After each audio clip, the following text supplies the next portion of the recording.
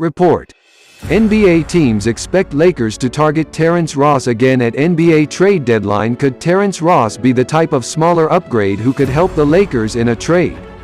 Probably not, but expect to hear his name linked to them anyway. The Los Angeles Lakers, through multiple front office regimes and roster changes, have long been interested in the services of veteran shooting guard Terrence Ross. Back in 2015, the Lakers showed interest in trading for Ross, something they did again, multiple times, during the 2018-2019 season. The team then considered signing Ross during free agency in 2019 before ultimately adding Danny Green instead. So this is a tale as old as time, as far as trade rumors go. And according to veteran NBA insider Mark Stein's latest Substack report, I passed along this update via Twitter on Sunday night purely because Orlando's Terrence Ross and Gary Harris are names to monitor whenever they pop up these days. The Magic are widely expected to trade one or both before the February 10 trade deadline depending on the level of draft capital they can get in return. Some teams regard Ross as a natural target for the Lakers or the Jazz, both known to be seeking a defensive-minded wing player but possessing limited trade assets to make an impact trade in the next 17 days. Now, the phrasing here makes it clear that this is not coming directly from the Lakers. Still, this is notable because other teams are often privy to intel and scuttlebutt about what their competitors are looking for. This report doesn't mean it's a certainty that the Lakers will pursue Ross, but we shouldn't be surprised if they at least consider it.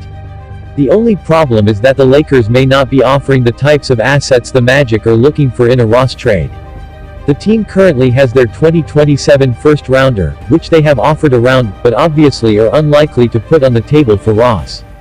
They also have 2023, 2024 and 2028 second-round picks from a few other teams to throw around via Real GM, as well as a couple of their own.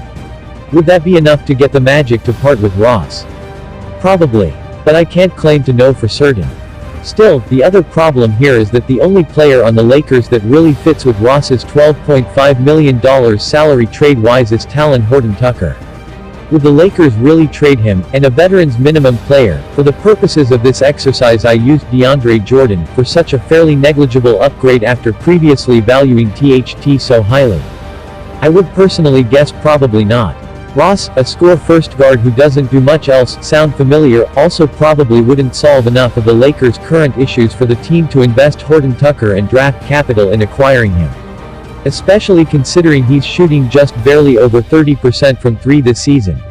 So while history tells us we should probably expect to hear more about Ross before the trade deadline, especially considering this team's apparent main goal of putting together an entire roster of guys people forgot were a bucket, we also probably shouldn't expect to see him in purple and gold despite the seemingly inevitable noise.